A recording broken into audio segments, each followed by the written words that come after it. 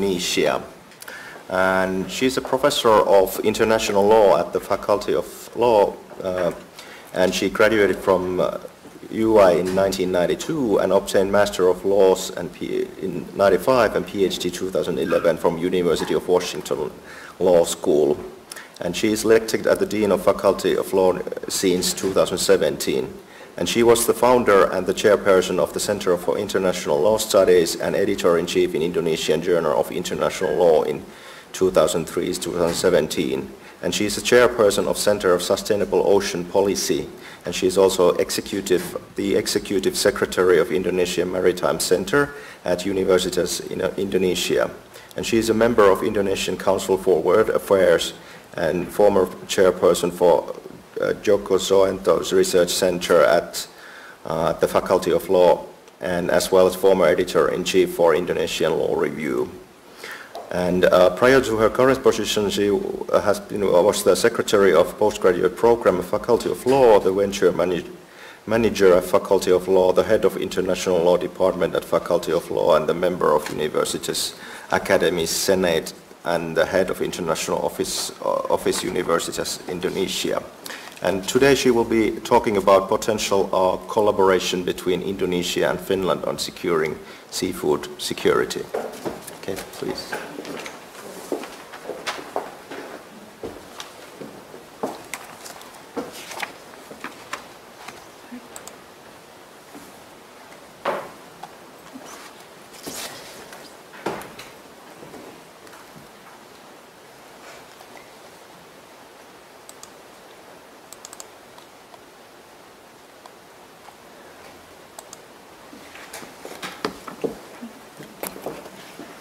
Thank you, Joko. Assalamualaikum warahmatullahi wabarakatuh. Very good morning to you all.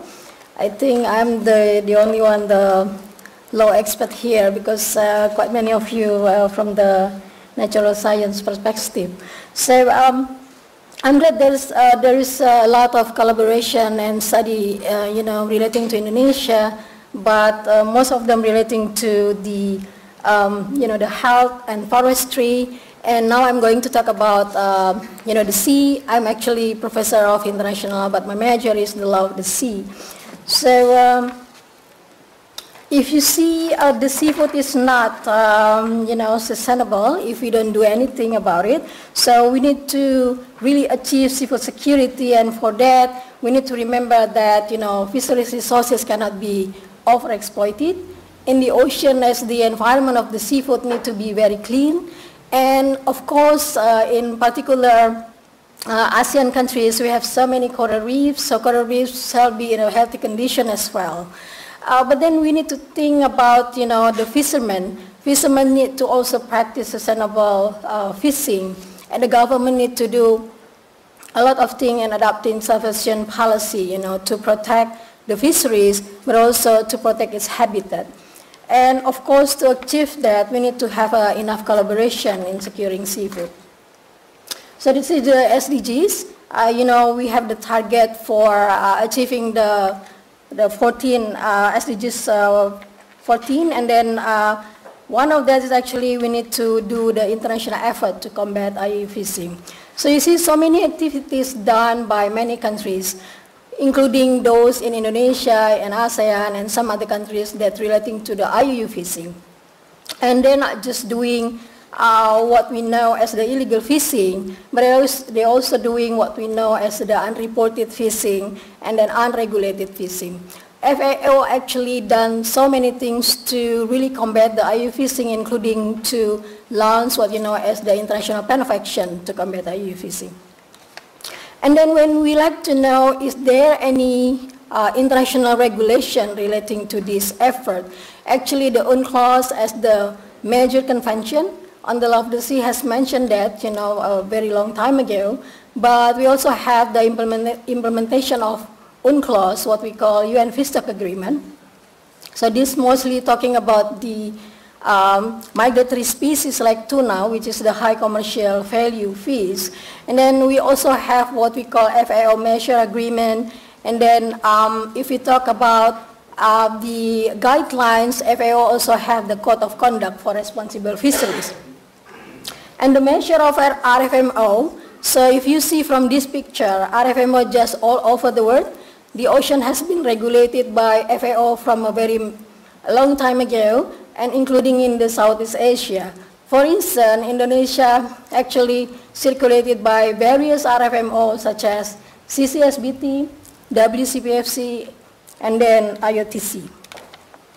So now I'd like to draw your attention to the Indonesian case. But actually, if we like to know about Indonesia, Indonesia wants to achieve what we call seafood sovereignty. So if we talk about seafood sovereignty, it means then we don't actually depend on any other else, and then we have to get our free will to choose the path we like to go. Seafood actually need to be as a major diet in Indonesia, which is now the challenge for us because most of us actually not really fishing fish as the daily diet.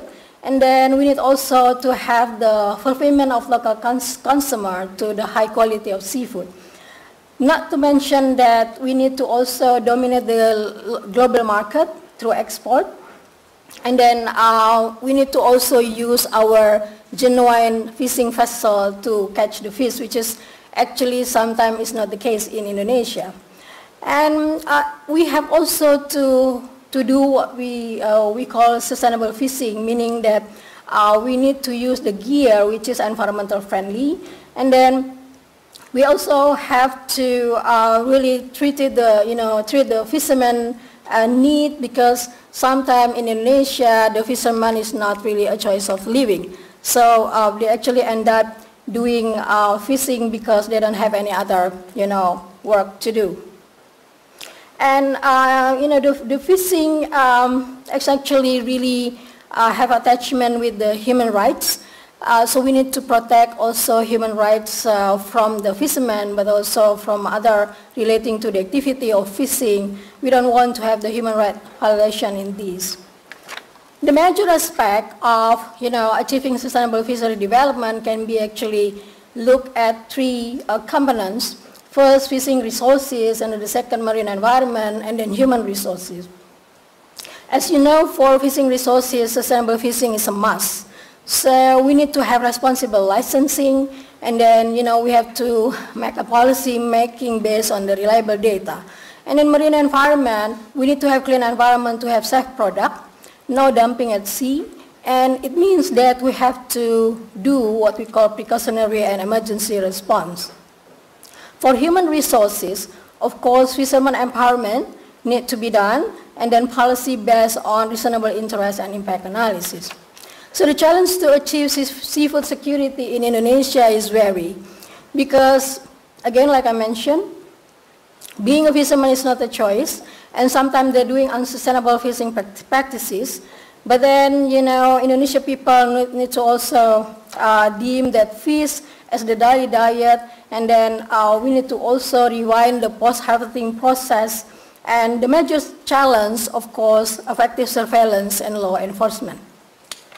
And these are the policy and the practices that has been done by the government, including to have the fisheries data gathering system. We fix up, the licensing system, and also implementing responsible and sustainable fishing method, including to regulate fishing ground, open close season, and also we're developing the fishing port as a very effective and efficient fishing port, and then to guarantee that the domestic supply will meet the best quality fresh and processed fish.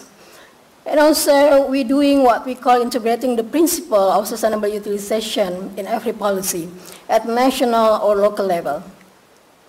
So this is not an easy part to do, because preventing IUU fishing is a very great challenge all over the world, not just in Indonesia, and we have so many foreign fishing coming into our water and steal from Indonesian water. So this is the practices of Indonesia so far to combat IUU fishing. So if you see the picture there, it's actually shown that so many fishing vessels, the foreign fishing vessels coming into Indonesian water to steal. And this is the major area where they're going. And actually, what has been, done by them is actually not just, stealing in our water, but actually they're also pretending to be Indonesian fishing vessel. So they do what we call reflagging. So they change their flag into Indonesian fishing vessel, but actually the beneficiary owner of this fishing vessel still, the foreigner living abroad. So Indonesian trying to, to do a lot of things to combat illegal fishing. And of course, most of them is we revoke all the license, from the ex-foreign fishing vessel. And we also have the vessel monitoring system in place. And we establish the what we call task force, especially for combating IUU fishing, which is really a blend, between several ministries, several agencies, trying to have effective and efficient, effort to combat IUU fishing. And we also have a collaboration with the Global Fishing Watch, and we're trying to ban what we call troll fishing because it's not really, good for the environment. And then transshipment at sea also prohibited, and then we're increasing the fishing licensing fee and limitation of the license issuance itself. So this is the task force. So you can see that's a combination between Indonesian Navy, Maritime Security Agency, or we call Bakamla, and then the prosecutor, Attorney General Office, and then Ministry of Marine Affairs and Fisheries. And maybe you have heard that we start sinking and bombing the vessel. Well, of course, it's done after the warrant from the court, because we already find them guilty doing the illegal fishing in Indonesia. And this is the recent development. Actually, we also adopt a law, which is ministerial regulation, about human rights certification. So we're trying to create a certification mechanism to ensure the fishing industry obey the human rights protection and they're free from human rights violation. This is a very good one because it's like a stick and carrot for the businessmen. So if they are protecting human rights, they will get the reward from the ministry, such as, easy to get the license and, many other things. But then if they violate the human rights and then suddenly their license can be revoked by the ministry, or they will never get any license in the future. So we are talking about the fisheries resources itself, but I think we also need to talk about how is then the marine environment.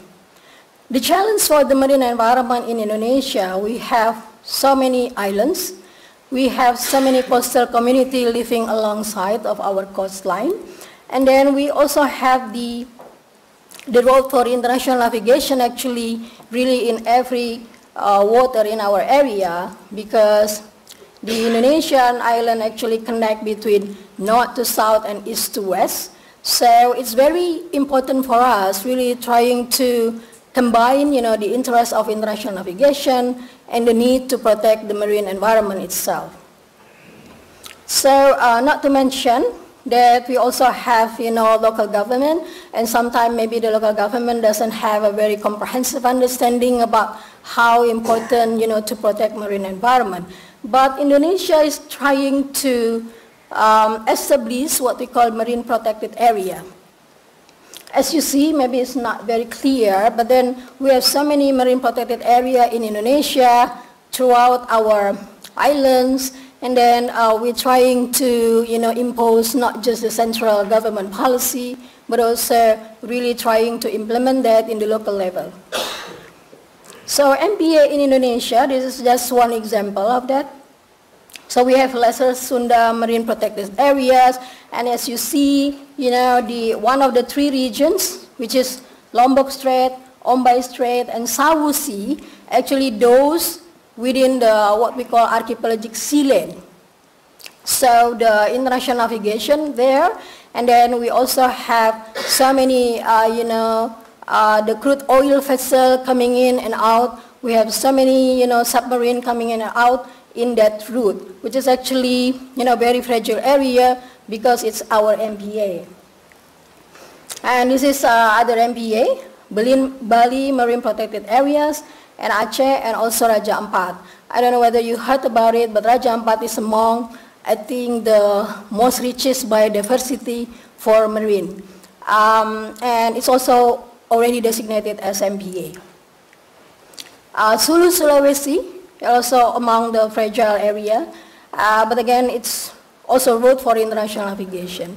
So to give you an example how beautiful, the marine resources in Indonesia is like that.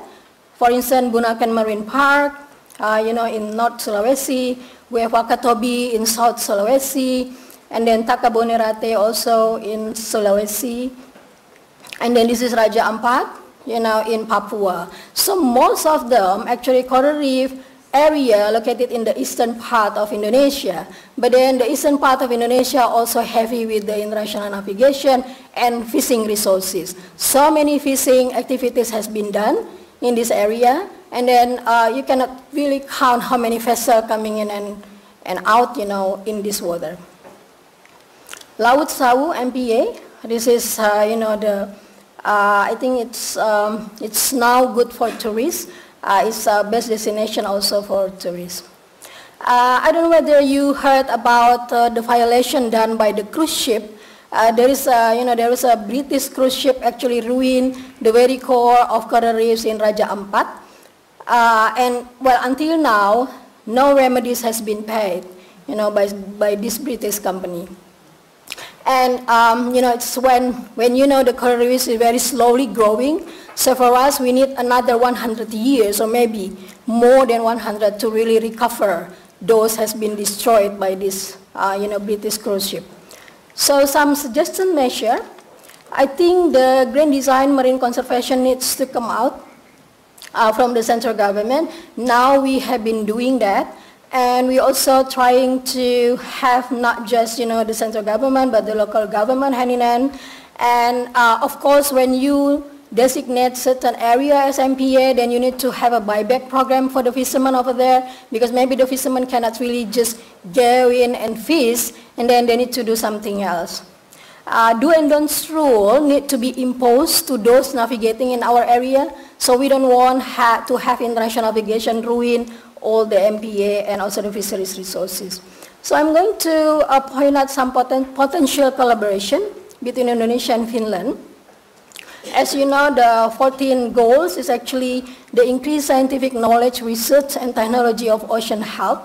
So there's a mutual benefit collaboration among developing and developed countries. So with Finland, I think Indonesia could do, quite many research relating to the fisheries resources, such as, we could develop the environmental friendly fishing gear, and to do the surveillance and law enforcement, you need to have surveillance and information technology and effective and efficient surveillance vessel. And then to marine environment and marine habitat, we need to do a research on ocean health. We are now having some research, but it's really partial from region to region, which is actually need to have a national baseline data on that. And then on the seafood market, I think now this is the time we need to advocate the seafood certification to the market or to the buyer. So, they're not supposed to buy fish product or seafood, come up from the IU fishing or human rights violation. So I ended here. Thank you. Assalamualaikum warahmatullahi wabarakatuh.